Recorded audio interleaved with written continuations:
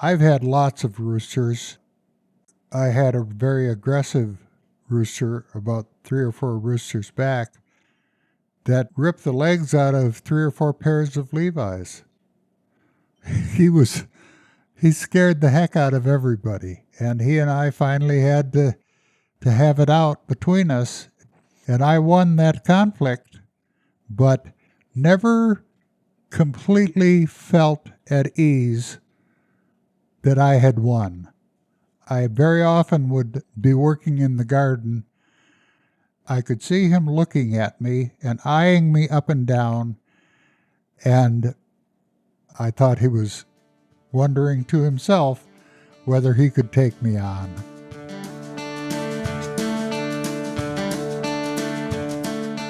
Hello and welcome to Notes from the Beeyard. You're listening to episode 22, Cluck, Gable, and Chicken George. But don't let the cute title fool you. This episode is about competition, pecking order, and decline. And I love this episode for a few different reasons. One, it's suspenseful. There's this clear and strong connection between Tom and his subjects, his roosters. And then there are these beautiful descriptions of the animals' bodies, their personalities, and their stories. My name is Laura Tyler. I'm your producer and host. This is episode 22, written by Tom Theobald in 1991 and read by Tom in 2021.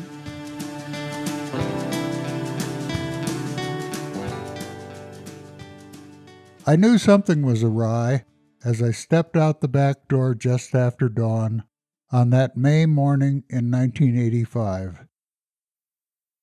Feathers which hadn't been there the night before were scattered about the yard. A few more steps and the carnage began to reveal itself. Something had gotten into the chickens. From the cornfield across the road, a young lab eyed me warily, poised for flight, not quite certain what his crime had been, but sensing that he had made some serious transgression in this early morning frenzy. A disorganized pile of feathers lay at his feet. Had the shotgun been at hand, I'm not certain that I wouldn't have used it, but it's hard to blame the dog alone. It's an all too common story in suburban farm country. Alone or with other neighborhood delinquents, he runs stock through fences, takes down sheep, gets into the local chicken yards. The damage is more the fault of the owners than the dogs.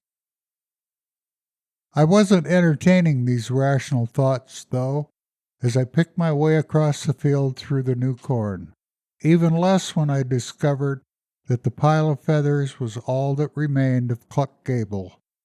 Poor old Cluck, such a sad end to his checkered life. Through the morning, Barbara and I took a head count of the flock, as terrified chickens slowly regained their composure and appeared from hiding places under haystacks and woodpiles. In addition to Cluck, Blondie and 2 of our oldest unnamed chickens were dead. The wild one was missing. As we buried the remains, we reminisced about the life which Cluck had spent with us. Cluck was hatched in the early summer of 1978, the product of a cross between Chicken George, our regal black Araucana rooster, and one of the small black Banty hens. Given his parentage, you could expect that Cluck would have been black, but the Araucana is the Australian shepherd of the chicken world, a gene pool with a rich mixture of colors that can come in any combination. Cluck matured into a medium-sized rooster, with an iridescent black cape and black wing bars, but that was the extent of the obvious inheritance from his parents. His body color was a beautiful deep steel gray. Bright gold streaked his wing bars, and his flowing tail was black and gray and gold. He was an exceptionally striking specimen, and we elected to keep him. Anyone who has kept a small home flock knows that more than one rooster creates a volatile situation. Most flock roosters worth their salt will not tolerate a second. Sometimes, after a series of bloody battles, an uneasy truce emerges, but it is nearly as common that the fighting will continue to the death. Even knowing this, we couldn't bring ourselves to part with Cluck. The sparring began as Cluck matured. It was mostly jousting, but over a 3-month period there were some serious Donnybrooks as well. Cluck slowly realized that he was no match for the superior size and strength of George, and little by little resigned himself to the furtive life of a hanger-on, a second stringer. For his part, George was a gentle conqueror. He would tolerate Cluck on the margins of the flock as it made its daily round about the yard and garden. But there was an invisible perimeter which both roosters understood. Any advance by Cluck into that sacred space was sure to bring George's swift and painful wrath. At night, George was benign enough to let Cluck join the flock as they roosted in the coop, but Cluck was always the last to enter. Cluck settled into a life of guerrilla warfare, and he became a master. He worked the far edges of the flock, always on the side opposite of George. Clucking over tender morsels, he scratched up as he tried to entice a hen or two away. Occasionally, through his constant pleadings, or perhaps mere chance, a hen would stray in his direction. A few quick steps, with wings outstretched, sufficed for courtship as Cluck circled to make his affections known. At the first sounds of chicken love, George became a feathered cannonball, bent on destruction as he sped across the intervening distance, and early on, Cluck paid dearly for the lust. But he soon became the fastest rooster in the West, as he isolated a hen, did his abbreviated courtship dance, had his fun, and then left just as rapidly as an enraged George arrived. In the end, his timing, by necessity, was impeccable. This state of affairs continued for several years, until one winter a friend lost the lease on his farm and asked me to take some of his young chickens. As spring arrived, it became apparent that 3 of these were roosters, and I realized that I would have to find homes for them soon. But it was springtime, I was busy with the bees, and I procrastinated. Then one afternoon, I returned home to find the scene of a ferocious battle. It looked as if a pillow fight had been waged in the yard. There were feathers everywhere. The young roosters had been sparring for nearly 2 weeks, harmlessly for the most part, but what concerned me more was their increasing interest in Cluck as an adversary. Cluck had generally been able to avoid them, but there had been some feathers pulled and a little blood shed. One of these young roosters in particular showed the makings of a fighting cock. As I walked around the yard, the 3 young roosters strutted about, pumped up on testosterone, and I could see that most of the feathered debris had been contributed by poor Cluck, who was nowhere to be seen. Several tours around the yard finally revealed Cluck in the haystack, jammed between 2 bales as far as he could squeeze. His beautiful flowing tail was gone, save for a ragged feather or 2, and as I pulled him gently from his refuge, his head was even worse. He had been the victim of a mugging. All the feathers on his head were gone, his scalp looked like yesterday's hamburger, he was weak and demoralized. It was clear that Cluck was no match in this conflict. The young roosters would kill him the next chance they got, and even as I extricated him from the haystack, They circled in the distance like sharks in a feeding frenzy. I had to do something with Cluck while I found a home for these youngsters. The neighbor out in back had a number of rabbit hutches that he wasn't using, and it was there that I took Cluck for some R&R. He was a very sorry sight for a day or two. In fact, I wondered at first if he would survive his mauling, but slowly his strength began to return. By the third day, I noticed the roosters crowing out in back. As I listened, I made out Cluck calling back from his confinement 100 yards away. It was soon apparent that this was more than idle conversation or condolences for a captive friend. It was the chicken's equivalent of an impassioned argument. The crowing increased in intensity with each passing day as the roosters told Cluck in no uncertain terms what a wimp he was and described in graphic detail what they planned to do with him if they met again. Cluck crowed back defiantly, and even after the young roosters had gone to new homes, the verbal battle continued between Cluck and George. After 10 days of this, I thought Cluck had healed enough to be reintroduced to the flock. A rabbit hutch must be like prison to a chicken accustomed to roaming free. As I set Cluck down on the ground, he went on double speed. He didn't know what he wanted to do first: peck, scratch, dust, or jump one of the hens. He was frantic in his new freedom. And then he spotted George across the yard.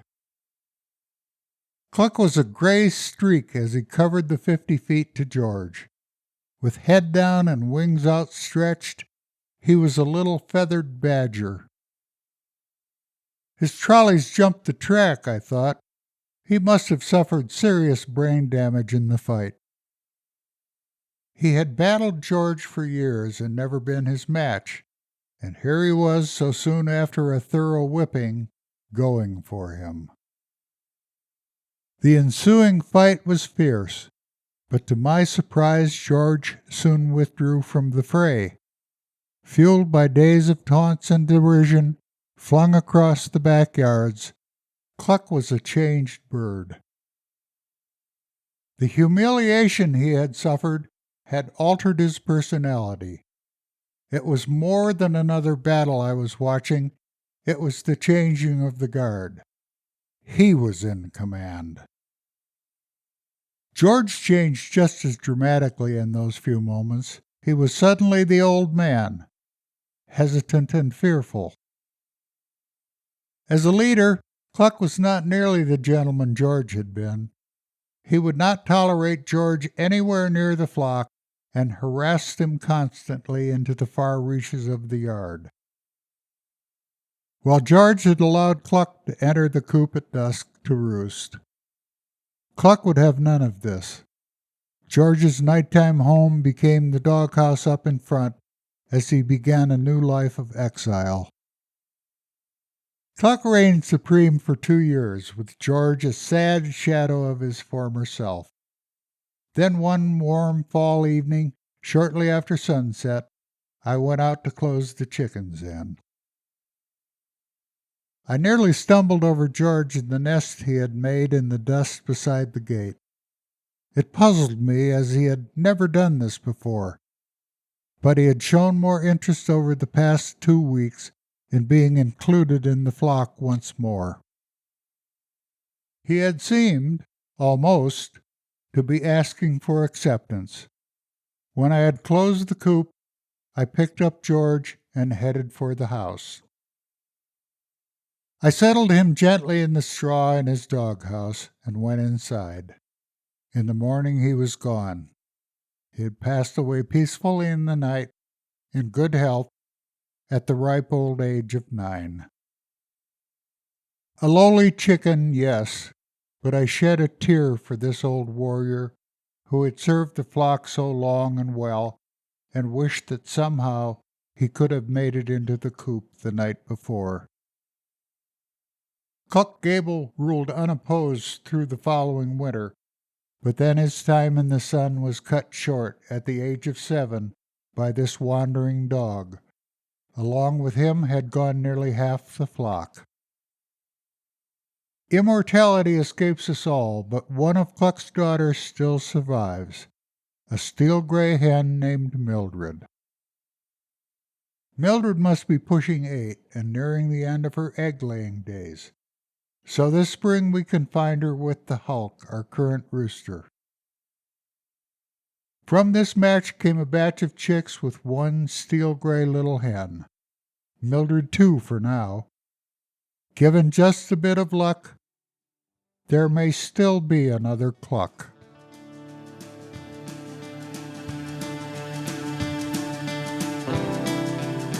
Tom, that's a brutal story. Yeah. It's brutal. That's what happens when you love things. Yeah. So it sounds a lot like you're identifying with these animals, with these roosters. I certainly was empathetic with the chickens.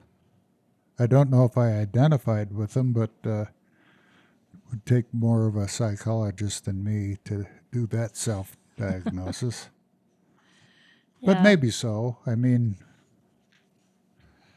how do we come to think about what is important in life? Mm-hmm. And maybe the chickens are a metaphor. A metaphor for what? For life. How so? Well, what you just asked. Did I identify with the chickens?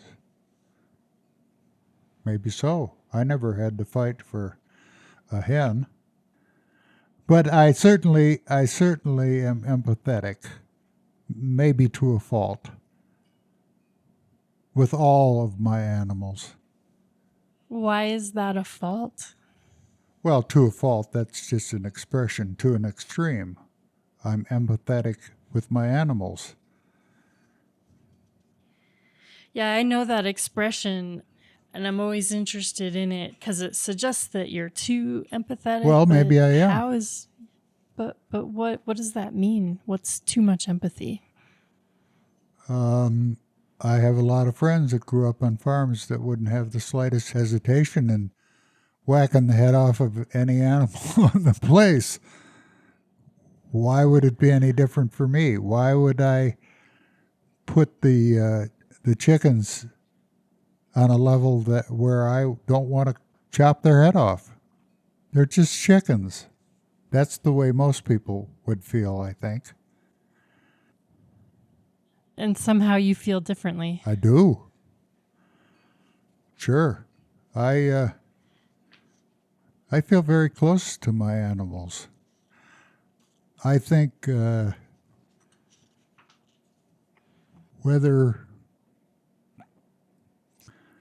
you're an animal or an ant, you get one chance at life.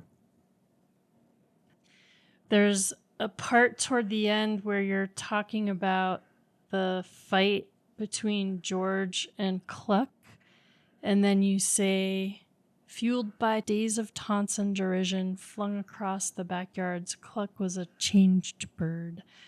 Can you tell me Say more that about... again? What? So here's the line. It Oh, says, Cluck was a changed. Cluck was a changed bird. Yeah, tell me, how did Cluck change? Well, he no longer was willing to settle with being second fiddle. Mm-hmm. He had determined that he was going to be in charge or he was going to be dead. He'd been beaten up by the young roosters. I don't know what they were saying across the backyards, but his attitude had changed dramatically. He was no longer willing to be a second stringer on the side of the flock. He was going to be the leader. And it was obvious in his reaction when he returned home. What do you think it was about Cluck that made the young roosters zero in on him as a target and not George? Don't know. Maybe Cluck was more vulnerable. Maybe it was a function of size, but I don't think so. Young roosters are just irrepressible. What one piece of this story would you like people to walk away with? I think it would be that life is important, even if it's a chicken, and that you only get one chance at life, whether you're a chicken or a human or an ant.